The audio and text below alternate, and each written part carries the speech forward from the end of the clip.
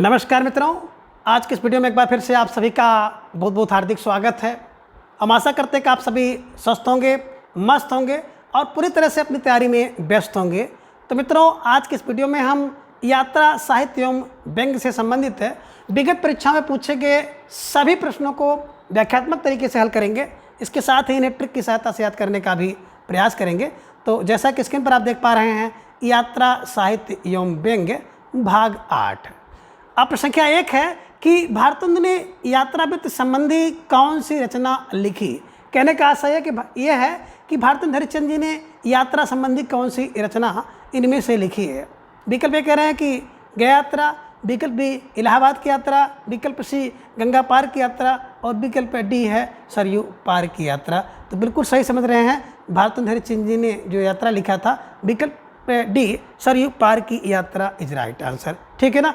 इसके अलावा इन्होंने लिखा था मेहदावल की यात्रा और लखनऊ की यात्रा। तो बिल्कुल आपने सही समझा कि सरयू में लखनऊ, एक ट्रिक बना लीजिएगा कि सरयू में लखनऊ, है ना, सरयू में लखनऊ, सरयू में लखनऊ। तो सरयू में लखनऊ का मतलब हो गया सरयू पार की यात्रा, में से हो जाएगा मेहदावल की यात्रा और लखनऊ से हो गया लखनऊ की यात्रा। तो सरयू में होकर लखनऊ की यात्रा कर रहे हैं, है ना। भारतेंदु ने क्या किया, सरयू में होकर लखनऊ की यात्रा किया, सरयू में होकर लखनऊ की यात्रा, सरयू की, है ना, सरयू पार की यात्रा, मेहदावल की यात्रा, लखनऊ की यात्रा भारतेंदु ने किया। ध्यान में रखिएगा, यानी कि भारतेंदु हरिश्चंद्र द्वारा लिखे गए ये सभी यात्रा वृत्त हैं। ठीक है, चलिए एक प्रश्न यहाँ से और बनता है कि यात्रा साहित्य किसे कहते हैं। कि यानी कि जब कोई साहित्यकार क्या करता है, अपने द्वारा की गई यात्रा को लिखता है तो उसी को यात्रा साहित्य कहते हैं। ठीक है ना, पहली बात। और बात करें कि यात्रा साहित्य का सूत्रपात, तो यात्रा साहित्य के सूत्रपात की जब बात आते हैं तो भारतेंदु हरिश्चंद्र जी से भी जो ही यात्रा साहित्य के सूत्रपात्र माना जाता है, इसे भी ध्यान में रखिएगा। ठीक है, चलिए अगला प्रश्न है, घुमक्कड़ शास्त्र यात्रा वृत्त के लेखक हैं। यानी कि घुमक्कड़ शास्त्र जो यात्रा वृत्त है इसकी रचना किसने की है। विकल्प बी किसने किया है, राहुल सांकृत्यायन जी ने किया है। कब किया, 1948 में। तो बिल्कुल आप दिमाग में रख लीजिएगा, घुमक्कड़ शास्त्र बोले राहुल के पास, कितना बोले 48, 48 घुमक्कड़ शास्त्र किसके पास, बोले राहुल के पास, यानी कि Rahul Sankrityayan is right answer. Ghumakkad Shastra के लेखक हैं, समय 1948। ठीक है, तो प्रश्न संख्या 2 का विकल्प बी इज राइट आंसर। आगे प्रश्न संख्या 3 है कि लोहे की दीवार के दोनों ओर किसकी कृति है। अब देखिए, लोहे के दीवार के दोनों ओर, है ना, किसकी कृति है। विकल्प ए बता रहे हैं आगे की, विकल्प बी बता रहे हैं कि सत्यदेव परिव्राजक की, विकल्प सी बता रहे हैं यशपाल, या फिर विकल्प डी राहुल सांकृत्यायन। तो देखिए, जो लोहा के दोनों ओर दीवार रखना चाहिए, बोले यस, है ना। अगर लोहे के दोनों ओर दीवार रखेंगे तो निश्चित रूप से मजबूत रहेगा, सुरक्षा भी रहेगी, इसे ध्यान में रखिएगा। तो लोहे के ओर दोनों ओर दीवार, यशपाल, ध्यान में रखिएगा। कब लिखा, 1953 में लिखा है, इसे ध्यान में रखिएगा। तो लोहे के दोनों ओर दीवार यशपाल द्वारा रचित बड़ी प्रसिद्ध यात्रा वृत्तांत है, इसे ध्यान में रखिएगा। और इसमें इन्होंने सोवियत संघ एवं पूंजीवादी देशों की सामाजिक व्यवस्था का वर्णन किया है, इसे ध्यान में रखिएगा। तो लोहे के दोनों ओर दीवार, है ना, ये ध्यान में आप रखिएगा। ठीक है, चलिए आगे प्रश्न संख्या 4 है कि एक बूंद सहसा उछली की रचना विधा है। अब देखिए, सबसे पहले तो क्या है कि एक बूंद सहसा उछली, ये रचना किसकी है, बोले सर अगे की है। अब एक बूंद उछल गई तो अगे हो गई, कहाँ उछल के गई, अगे है। एक बूंद सहसा एकाएक उछल जाए, कहीं से दूध की बूंद हो, पानी की बूंद हो, अमृत की बूंद हो, अगर एकाएक उछल गई तो यात्रा करते समय, यानी कि यात्रा वृत्त, तो आगे हो जाती है, पता नहीं चलता कहाँ गई, इसे ध्यान में रखिएगा। तो एक बूंद जब सहसा उछल जाती है तो आगे हो जाती है, पता नहीं चलता कहाँ गई, इसे ध्यान में रखिएगा। ठीक है ना। तो एक बूंद सहसा उछली, कहाँ गई, आगे है, इसे ध्यान में रखना होगा और आपको इस प्रश्न को सही करना होगा। ठीक है ना। तो एक बूंद सहसा उछली, है ना, यात्रा वृत्त है, किसकी है, आगे की है। तो प्रश्न संख्या 4 का विकल्प डी यात्रा वृत्त इज राइट आंसर। आगे है प्रश्न संख्या 5 है कि अरे यायावर रहेगा याद किस विधा की रचना है। देखिए, अरे यायावर की बात करते हैं, रहेगा याद, तो क्या है, यात्रा साहित्य है। देखिए, यारों के साथ जब हम लोग यात्रा करते हैं तो यात्रा करने के बाद जो मनोरंजन होता है, जो मज़ा आता है, आप लोग कहते हैं अरे भाई बहुत याद रहेगा, क्या, यात्रा साहित्य, यानी कि यात्रा साहित्य है। किसकी है, आगे की है। किसकी है? आगे की है। और कब लिखी गई? 1953 में लिखी गई है। इसे ध्यान में आप रखिएगा। तो प्रश्न संख्या 5 का विकल्प सी यात्रा साहित्य 1953 में आगे जी द्वारा लिखा गया। ठीक है, चलिए। प्रश्न संख्या 6 है कि हमारी यात्रा, है ना, कि अगर बात किया जाए रचनाकार कौन है। देखिए, वृत्ताकार ना बल्कि रचनाकार कौन है, लेखक कौन है? हमारी यात्रा, है ना। तो बिल्कुल हमारी अपनी यात्रा की बात जब करते हैं तो हमारी अपनी यात्रा तब होगी जब हमारे लोचन होंगे, है ना। तो हमारी यात्रा हमारे लोचन से होगी, हमारे नेत्रों से होगी। अब नेत्र नहीं काम करेगा तो यात्रा कैसे करेंगे? इसे ध्यान में रखिएगा। तो हमारी यात्रा हमारे लोचन से, यानी कि लोचन Prasad Pandey is right answer. इसे ध्यान में रखिएगा।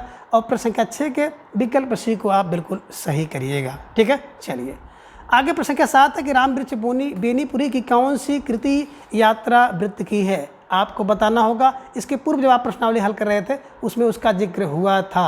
ठीक है ना, आप इसका जवाब कमेंट बॉक्स में दें। ठीक है ना, मैं देख रहा हूँ कितने लोग इसका उत्तर सही दे रहे हैं। तो बिल्कुल सही उत्तर आप लोगों का आ रहा है कि रामवृक्ष बेनीपुरी की कौन सी कृति यात्रा साहित्य है? बिल्कुल विकल्प सी है, पैरों में पंख बांधकर। पैरों में पंख बांधकर वृक्ष उड़ते हैं। अगर वृक्ष को उड़ाना होगा तो उसके पैरों में पंख बांधिए। 1952 में लिखी गई है। पैरों में पंख बांधकर, है ना, वृक्ष के पैरों में पंख बांधकर उड़ा दीजिए तो यात्रा हो जाएगी। इसे ध्यान में रखिएगा। और दूसरी इनको यात्रा वृत्त है कि उड़ते चलो, उड़ते चलो 1954 में। ध्यान में रखिएगा। दोनों रामवृक्ष बेनीपुरी जी की यात्रा साहित्य हैं। ठीक है, चलिए आगे। प्रश्न संख्या 8 है कि निम्नलिखित रचनाओं में कौन सा यात्रा वृत्त है? तो कह रहे इनमें कौन सा यात्रा वृत्त है?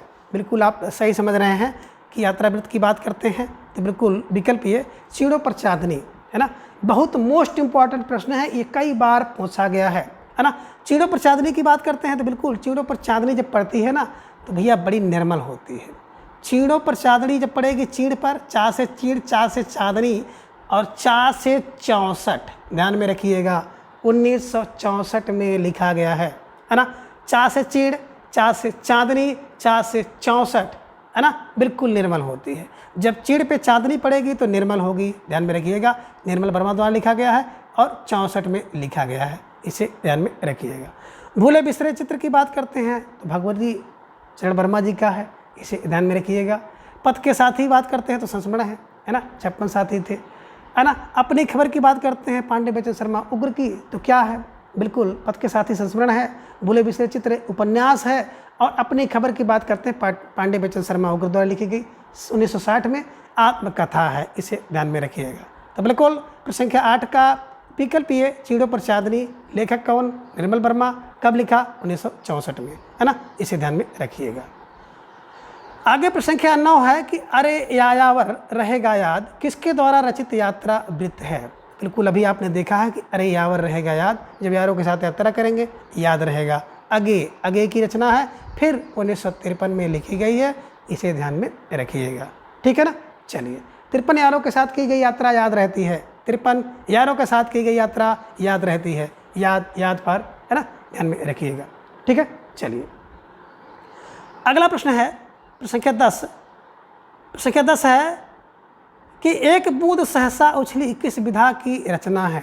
अब एक बूंद सहसा एकाएक उछल जाएगी तो बिल्कुल आपको पता नहीं चलेगा। एक बूंद आप यात्रा कर रहे हैं, एक बूंद उछल जाए तो बिल्कुल आगे है कहाँ गई और कब उछलती है? 60 में। एक बूंद उछली 60 में, यानी कि 1960 में लिखी गई है। इसे ध्यान में आप रखिएगा। सहसा एक बूंद उछली 60 में, आगे हो गई यात्रा करते समय, है ना। तो यात्रा करते समय सहसा एक बूंद उछल करके आगे हो गई, यानी कि यात्रा वृत्त है, 1960 में लिखी गई है आगे जी द्वारा। ठीक है, तो प्रश्न संख्या 10 का विकल्प ए इज राइट आंसर। ठीक है, चलिए आगे प्रश्न संख्या 11 है कि अथतो अहम घुमक्कड़ो जिज्ञासा किस विधा से संबंधित रचना है? अथतो घुमक्कड़ो जिज्ञासा किस विधा की रचना है? तो बिल्कुल राहुल संकृतायन जी की रचना है ना। विकल्प सी यात्रा वृत्त है। इसे ध्यान में रखिएगा। और प्रश्न संख्या 11 का विकल्प सी यात्रा वृत्तांत लगाइएगा। और अतो हम घुमक्कड़ जिज्ञासा की बात करते हैं तो 1948 में लिखा गया है। ठीक है, इसे ध्यान में रखिएगा। ठीक है, चलिए प्रश्न संख्या 12 है कि प्रकाशन के आधार पर निम्नलिखित कृतियों का सही अनुक्रम लगाना है। लगाइए, आपको लगाना है। किस हिसाब से लगाएंगे, तो बिल्कुल विकल्प डी पे आइए। मेरी तिब्बत यात्रा, अब तिब्बत की यात्रा 37 में राहुल ने किया। कलकत्ता से पेकिंग की बात आ जाती है, कलकत्ता से पेकिंग बचपन में माने 55 में की गई है। कौन करते थे, तो बिल्कुल भगवत शरण उपाध्याय 55 में, ठीक है ना। चीड़ों पर चांदनी, अभी आपने देखा कि चीड़ों पर चा से चीड़ चा से चांदनी निर्मल होती है 64, चा से छीड़ चा से चांदनी चा से 64 निर्मल होती है 64 में। और यात्रा चक्र की बात करते हैं तो यात्रा चक्र है धर्मवीर का, है ना, 1995 में, ठीक है ना। तो निश्चित रूप से प्रश्न संख्या 12 का विकल्प डी सही होगा, आप इसको सही कर लें, ठीक है। चलिए आगे प्रश्न संख्या 13 है कि पृथ्वी प्रदक्षिणा के लेखक हैं। अब पृथ्वी प्रदक्षिणा कौन दे सकता है भैया, पृथ्वी प्रदक्षिणा देने वाला कोई और नहीं है। अगर है कोई तो विकल्प सी शिव प्रसाद गुप्त, शिव प्रसाद गुप्त, इसे ध्यान में रखिएगा कि पृथ्वी की जो प्रदक्षिणा है शिव प्रसाद गुप्त, शिव प्रसाद देते हैं, इसे ध्यान में रखिएगा, है ना। और कब देते हैं, बोले सर ऐसे नहीं देते हैं, 1914 में लिखी गई है, इसे ध्यान में रखिएगा, ठीक है ना। राहुल संकृतान जी की बात करते हैं तो इनके द्वारा ढेर सारे यात्रा वृत्त लिखा गया, है ना। मेरी लद्दाख यात्रा, है ना, रूस यात्रा, है ना, एशिया, सब ढेर सारी रचनाएँ लिखी गई हैं, है ना, राहुल द्वारा। और बात करें यहाँ पर सत्यमेव परिवारजक की, तो सत्यदेव परिवारजक की बात जब आप करेंगे तो इनके द्वारा 1926 में लिखी गई मेरी जर्मन की यात्रा। एक मौलवी महेश प्रसाद हैं, मौलवी महेश प्रसाद जी की बात करें, माँ से मौलवी माँ से महेश प्रसाद, मेरी माँ से मेरी ईरान यात्रा, तो माँ से मौलवी माँ से महेश माँ से मेरी ईरान यात्रा, ठीक है। चलिए तो प्रश्न संख्या 13 का आपने बिल्कुल सही लगाया होगा, विकल्प सी शिव प्रसाद गुप्त इज राइट आंसर। आगे प्रश्न संख्या 14 है कि निर्मल वर्मा का यात्रा संस्मरण चीड़ों पर चांदनी आधारित है। अब देखिए चा से चीड़, चा से चांदनी, छा से 64, क्या होता है, निर्मल है, कहाँ की बात है, बोले यूरोप प्रवास का। किसका, यूरोप प्रवास का है, इसे ध्यान में रखिएगा, यूरोप, है ना। तो प्रश्न संख्या 14 का विकल्प सी यूरोप प्रवास इज राइट आंसर, इसे ध्यान में रखिएगा। और प्रश्न संख्या 14 का विकल्प सी को आप सही करिएगा, ठीक है। चलिए प्रश्न संख्या 15 है कि प्रिंस ऑफ वेल्स की भारत यात्रा का विस्तृत और ब्यौरेवार वर्णन युवराज की यात्रा शीर्षक से किसने किया। विकल्प ए कह रहे हैं कि सत्यदेव परिव्राजक ने किया, विकल्प बी मौलवी महेश प्रसाद ने किया, विकल्प सी चंडी प्रसाद सिंह ने किया, या फिर विकल्प डी, है ना, भगवान दीन दुबे। तो बिल्कुल आप ध्यान में रखिए किसने किया होगा युवराज की यात्रा शीर्षक से प्रिंस ऑफ वेल्स का, बिल्कुल कौन कर सकता है, जो चंडी होगा। कौन है, चंडी, चंडी ध्यान में रखिएगा, चंडी, युवराज चंडी, है ना। तो युवराज का स्वागत कौन कर सकता है, बोले चंडी, है ना। तो ध्यान में रखिएगा Chandi Prasad Singh is right answer, इसे दिमाग में आप बैठाइएगा, ठीक है। चलिए आगे प्रश्न संख्या 16 कि हमारी यात्रा के रचनाकार हैं। अब हमारी यात्रा जब भी होगी, हमने बताया हमारी यात्रा हमारे लोचन, हमारी यात्रा हमारे लोचन से होगी, हमारी यात्रा हमारे लोचन से होगी। हमारे लोचन का मतलब हो गया लोचन प्रसाद पांडे, इसे ध्यान में रखना है और आपको इस सबको बैठाते हुए चलना है, ठीक है ना। तो बिल्कुल प्रश्न संख्या 16 का विकल्प सी इज राइट आंसर। आगे प्रश्न संख्या 17 है कि आखिरी चट्टान रचना के लेखक हैं। अब आखिरी चट्टान की बात करते हैं तो आखिरी चट्टान तक कौन, बोले मोहन राकेश जाते हैं। और आखिरी चट्टान पर कब तक जाते हैं, बोले 53 मिनट में मोहन राकेश आखिरी चट्टान तक पहुंच जाते हैं। कितने, बोले 53 फार 1953 में लिखा गया, तो 53 मिनट में मोहन राकेश आखिरी चट्टान तक जाते हैं। 53 मिनट में मोहन राकेश आखिरी चट्टान तक जाते हैं, इसे ध्यान में रखिएगा। और यात्रा करके जाते हैं, यानी कि यात्रा विधा की रचना है, तो आप दिमाग में रख लीजिएगा कि 53 मिनट में यात्रा करके मोहन राकेश आखिरी चट्टान तक जाते हैं। यात्रा वृत्तांत है, आखिरी चट्टान रचना है, मोहन राकेश की है, ठीक है। सबको एक किलो में झोंकते हुए, रटते हुए, बढ़ते हुए चलना है और हिंदी साहित्य को एकदम बिल्कुल सरल बनाना है, अंगुलियों पर याद करना है। और निश्चित रूप से जो भी हमारे भाई बहन मित्र मुझसे जुड़े हुए हैं उनको ये लाभ मिल रहा होगा, ठीक है ना। चलिए आगे प्रश्न संख्या 18 है कि आप्रवासी की यात्राएं नामक कृति के रचनाकार कौन हैं। आप्रवासी, है ना। तो भैया देखियो आप्रवासी कौन होगा, तो बोले डॉक्टर, कौन, डॉक्टर। आप्रवासी है डॉक्टर, कौन डॉक्टर, बोले डॉक्टर नागेंद्र। आप्रवासी की यात्रा बैठ करके कौन लिखा, बोले डॉक्टर लिखते हैं। देखिए जब अप्रवासी आ रहे थे कोरोना काल में ना, तो डॉक्टर लोगों के ऊपर बड़ा काम बढ़ गया था, है ना। उनकी जांच, उनकी संख्या, उनकी रिपोर्ट तैयार करनी होती थी। तो ऐसे क्लू दिमाग में बैठा लीजिएगा कि जब प्रवासी लोग आ रहे थे तो डॉक्टर लोग क्या करते थे, उनकी यात्राओं की लिस्ट बनाते थे, लिखते थे, है ना। कोरोना काल के समय याद करिए थोड़ा सा, तो आपके दिमाग में बैठ जाएगा। अप्रवासी की यात्रा डॉक्टर लिखते थे, ठीक है। चलिए, तो प्रश्न संख्या 18 का विकल्प ये doctor Nagendra is right answer. आगे प्रश्न संख्या 19 है कि भोलाराम के जीव किस विधा की रचना है। तो बिल्कुल आप सही समझ रहे हैं, भोलाराम का जीव, है ना, ये एक व्यंग्य रचना है, ठीक है ना। अब व्यंग्य में कैसा व्यंग्य, बोले व्यंग्य में निबंध है ना। लेखक कौन है, हरिशंकर प्रसाई हैं, इसे ध्यान में रखिएगा। अब देखिए भोला राम के जीव को हमने बताया था कि जैसे भोला है तो भोला शंकर, भोला शंकर, है ना। भोला का ही नाम एक है शिव शंकर, शिव शंकर का नाम भोला है ना, भोला भाले कहते हो नहीं कि भोले हैं भाले हैं।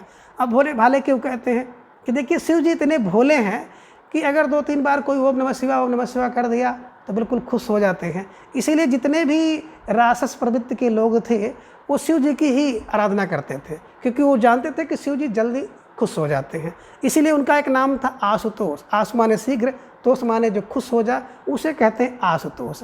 तो भोला भाला का मतलब होता है कि बहुत जल्दी प्रसन्न हो जाते थे और जो मांगो तुरंत दे देते थे। एक बार का वर्णन आप जान रहे होंगे, उसने कहा कि मैं जिसको टच करूं वो जल जाए, है ना। तो आपने देखा था इतने भोले हैं कि बिल्कुल विष भी पी लेते हैं, लेकिन अगर गुस्सा आ जाए तो भाले भी हैं, भाला की तरह जैसे त्रिशूल है वो त्रिशूल भोंक देते हैं। तो आप दिमाग में रखिएगा, भोले भाले, भोले भी हैं भाले भी हैं, शिव हैं, है ना, शंकर जी हैं।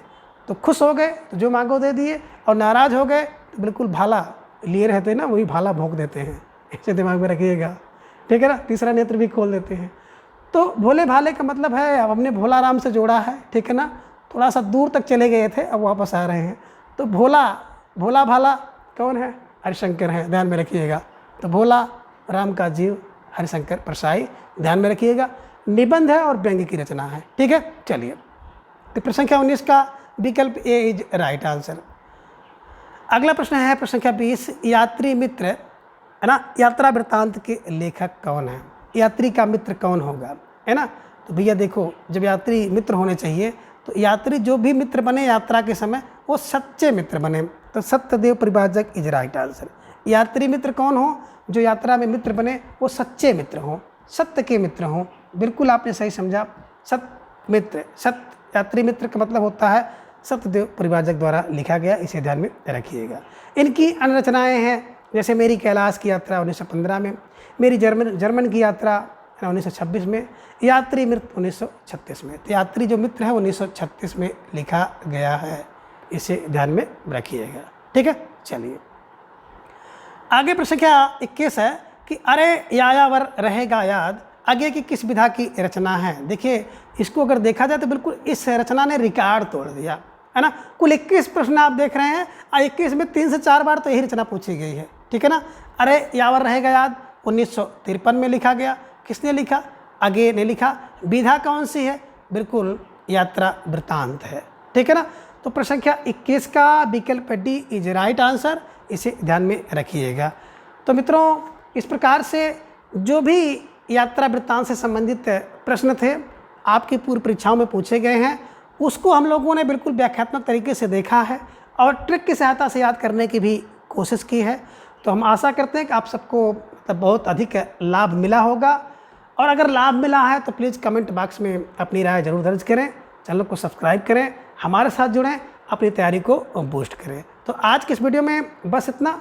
अगले वीडियो में फिर हम इसी तरह से कुछ नए प्रश्नों के साथ उपस्थित होंगे। तब तक के लिए धन्यवाद, नमस्कार, बाय।